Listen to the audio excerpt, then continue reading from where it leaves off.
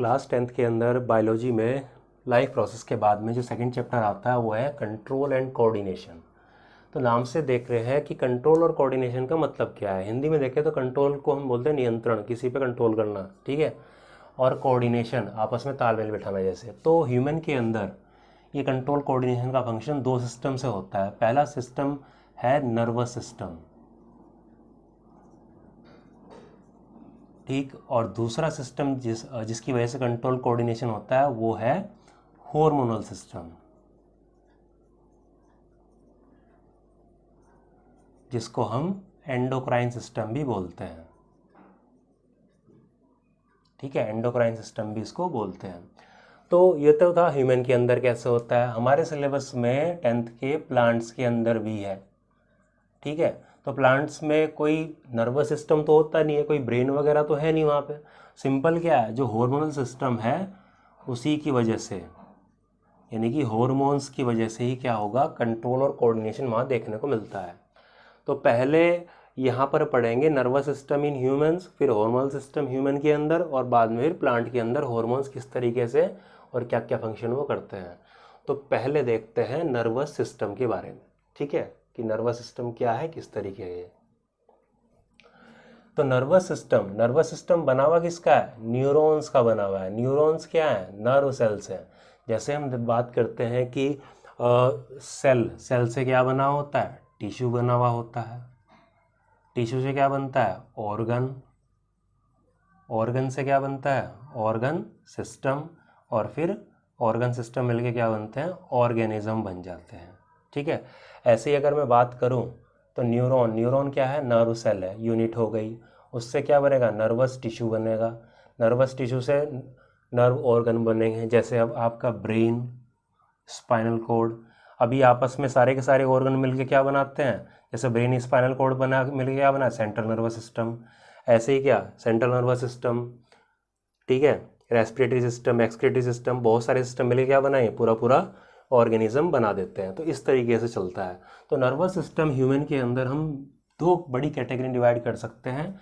एक तो central nervous system, central nervous system, short में लिखें तो CNS, ठीक। और दूसरा होता है पेरिफेरल नर्वस सिस्टम, शॉर्ट में लिखे तो PNS। अब सेंट्रल नर्वस सिस्टम जो है उसको दो पार्ट में डिवाइड कर सकते हैं। इसमें आते हैं आपके ब्रेन और स्पाइनल कॉर्ड, ठीक है। और इसके अंदर आती है आसपास की जो नर्व्स होती है। जैसे इसको एक एग्जांपल से समझें तो जैसे घरों के अंदर बिजली के मीटर लगे हुए होते हैं। तो बिजली का मीटर मान लीजिए आप कि वो ब्रेन है, और ब्रेन किसके अंदर आ रहा है, CNS के अंदर आ रहा है। तो वो ब्रेन जो है, जो मीटर है, ठीक है ना, वो तो ब्रेन हुआ। और उससे जो वायर निकल के जो घरों के अलग अलग रूम्स के अंदर जाती है, वो वायर्स क्या हैं, वो पेरिफेरल नर्वस सिस्टम बनाएंगी।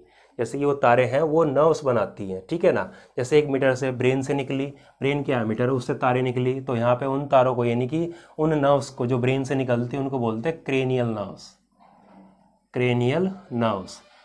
भाई क्रेनियल को बोलते हैं हिंदी में खोपड़ी बोल रहे हैं अगर, ठीक है ना, क्योंकि ब्रेन कहाँ पर है, खोपड़ी के अंदर है, तो इसलिए बोलते हैं क्रेनियल नर्व्स बोलते हैं इसको, ठीक है, जो वहाँ से निकली है, ठीक है। अब एक मीटर मान लो कि स्पाइनल कॉर्ड है एक तरह का बिजली का, तो वहाँ से निकलने वाली को क्या बोलते हैं, स्पाइनल नर्व्स बोलते हैं, ठीक है। क्रेनियल नर्व्स का जो नंबर है वो 12 पेयर्स होते हैं ह्यूमन के अंदर, ठीक है। और स्पाइनल नर्व्स के 31 पेयर्स होते हैं, ठीक है, जो क्या बनाती है, पेरिफेरल नर्वस सिस्टम बनाती है। और हाँ, एक और है, अगर बोल दें, अगर देखी जाए तो विसरल नर्व्स भी हैं, ठीक है ना, जो क्या निकलती तो स्पाइनल कॉर्ड से ही, लेकिन कनेक्ट कहाँ होती है, जो इंटरनल ऑर्गन होते हैं, इंटरनल ऑर्गन को क्या बोलते हैं, विसरल ऑर्गन्स बोलते हैं। जैसे एग्जाम्पल देखें तो किडनी किसका एग्जाम्पल है, विसरल ऑर्गन का एग्जाम्पल है। तो इस तरह की जो नर्व्स है उनको बोलते हैं विसरल नर्व्स, ठीक है।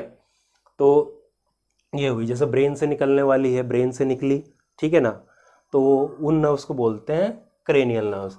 और स्पाइनल कॉर्ड कहाँ से, यहाँ से निकलने के बाद में पीठ से होते हैं, यानी वर्टिब्रल कॉलम यानी कि आपकी रीढ़ की हड्डी, उसमें से निकलती है जाके, ठीक है। तो वहाँ से जो निकलती हैं स्पाइनल नर्व्स 31 पेयर से, और बॉडी के डिफरेंट पार्ट में डिस्ट्रीब्यूट होती है।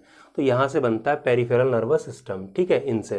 अब इसी को यहाँ पे कंप्लीट कर लेते हैं, उसके बाद करेंगे फिर सेंट्रल नर्वस सिस्टम में ब्रेन और स्पाइनल कॉर्ड को। तो पहले इसको ख़त्म करते हैं, पीएनएस को, पेरिफेरल नर्वस सिस्टम को। यहाँ तक लिख लिया होगा आपने। तो पीएनएस को देखें तो इसको भी हम फर्दर डिवाइड कर सकते हैं दो पार्ट के अंदर। पहला ऑटोनॉमिक नर्वस सिस्टम और दूसरा सोमैटिक नर्वस सिस्टम, यानी कि एएनएस और एसएनएस, ठीक। जो ऑटोनॉमिक नर्वस सिस्टम है, यहाँ से जो नर्व्स निकल, भाई नर्व्स ही तो है या निकल रही है, तो यहाँ से जो नर्व्स निकलती हैं वो नर्व्स क्या करती है, वो इनवॉलेंट्री ऑर्गन्स उन पे जाके कनेक्ट होती है। अब ये इनवॉलेंट्री क्या है, वैसे इनवॉलेंट्री ऑर्गन की बात करें तो ऐसे ऑर्गन जो हमारी विल के अकॉर्डिंग ना चले, यानी हमारी मर्जी से ना चले, जैसे हार्ट हुआ, हमारी मर्जी से नहीं चलता, डाइजेस्टिव सिस्टम, रेस्पिरेटरी सिस्टम में लंग्स, ठीक है ना, तो हमारी मर्जी से नहीं चलते, तो इनको बोलते हैं इनवॉलेंट्री ऑर्गन्स, ठीक है, ऑटोनॉमिक नर्वस सिस्टम। सोमैटिक में क्या होता है कि ये स्केलेटल मसल्स से जाके कनेक्ट होती है। स्केलेटल मसल्स क्या होती है, स्केलेटल आपको पता ही है, हड्डियां हैं, स्केलेटल सिस्टम बोलते हैं जैसे। तो हड्डियों से क्या मूवमेंट का मिलता है, तो मूवमेंट किसी वजह से होता है, हमारी विल के अकॉर्डिंग होता है, तो ये वॉलेंट्री होती है। तो वॉलेंट्री जो मूवमेंट, जैसे चलना, हाथ हिला रहे हैं, ठीक है ना, बोल रहे हैं अपनी मर्जी से, तो ये सब क्या है, ये वॉलेंट्री है। इनवॉलेंट्री में डाइजेशन, रेस्पिरेशन, ठीक है ना, और हार्ट बीट, ठीक है, पलक का झपकना, ये भी इनवॉलेंट्री के अंदर आता है। तो ये जो है, ये है पेरिफेरल नर्वस सिस्टम। अब जो है कि जो ऑटोनॉमिक नर्वस सिस्टम है, इसमें इम्पोर्टेंट यहाँ से क्वेश्चन बनता है आपके, ठीक है।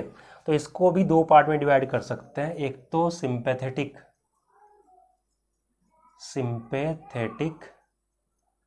नर्वस सिस्टम और पैरासिम्पैथेटिक,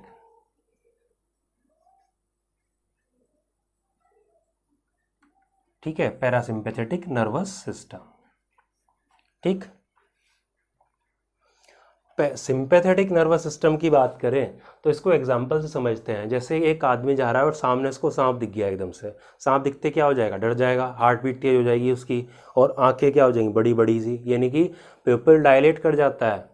हार्ट बीट क्यों बढ़ती होगी, ब्लड वेसल्स क्या हो जाएंगी, नैरो हो जाती है, नैरो हो जाएंगी, डायमीटर कम, तो जाहिर सी बात है ब्लड का फ्लो तेज हो जाएगा, तो ब्लड प्रेशर हाई हो जाता है। ऐसे केस में आदमी क्या करता है, तो भागेगा या लड़ेगा, ठीक है ना, उसके लिए एनर्जी चाहिए। तो डाइजेस्टिव सिस्टम जो है, डाइजेशन की जो रेट है वो तेज हो जाएगा। तो ये सब चीज़ें चलती है पैरासिम्पैथेटिक नर्वस सिस्टम के अंदर, इसमें कि जब एनर्जी की ज़रूरत होगा तो जो ग्लाइकोजन स्टोर है बॉडी के अंदर वो ग्लूकोज में कन्वर्ट होगा, एनर्जी देगा, ठीक। अब पैरासिम्पैथेटिक में क्या होगा कि जब वो मान लो कि सांप वहाँ से चला गया या उसने मार दिया, उसके बाद वो क्या रिलैक्स करेगा, तो जो प्यूपिल थी, आंखें बड़ी बड़ी हो गई थी, डायलेट कर गई थी प्यूपिल्स, वो क्या होगी, नॉर्मल पोजीशन में आएंगी, और जो ब्लड वेसल्स थी वो नॉर्मल शेप में आएंगी, मतलब जो नैरो हो गई थी नॉर्मल आ जाएंगी, यानी कि ब्लड जो हार्ट रेट था, जो हार्ट बीट थी वो नॉर्मल हो जाएगी, ठीक है ना। तो बाकी सब चीज़ें, वो चीज़ से नॉर्मल में आना वो होता है सिंपैथेटिक नर्वस सिस्टम के अंदर, ठीक है। तो ये था हमारा पीएनएस पूरा का पूरा, ठीक है। यहाँ से जो आपके क्वेश्चन बनते हैं वो सिंपैथेटिक और पैरासिम्पैथेटिक से बनते हैं, ठीक है ना। और ये कैसे बनते हैं कि क्वेश्चन पूछता है कंट्रोल और कोऑर्डिनेशन में, मतलब नर्वस सिस्टम और एंडोक्राइन सिस्टम में एक एग्जांपल देके समझाएं।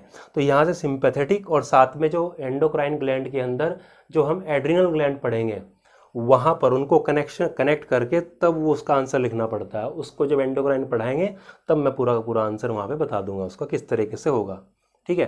तो यहाँ तक था ये, ठीक है। अब अगर हम देखें कि ये पीएनएस हुआ या सीएनएस हुआ, कोई भी हुआ, ठीक है ना, नर्वस सिस्टम कोई भी हुआ, तो ये सब नर्वस सिस्टम किसके बने हुए हैं, न्यूरॉन्स के बने हुए हैं, ठीक है ना।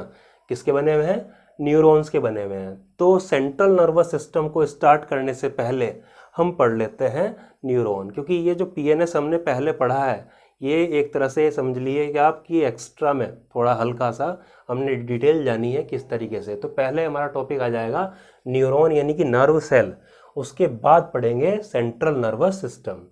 ठीक है, तो यहाँ इस वीडियो में इतना ही, और अगली वीडियो में हम पढ़ेंगे न्यूरॉन द नर्व सेल, उसके बाद स्टार्ट करेंगे सेंट्रल नर्वस सिस्टम, ब्रेन और स्पाइनल कॉर्ड।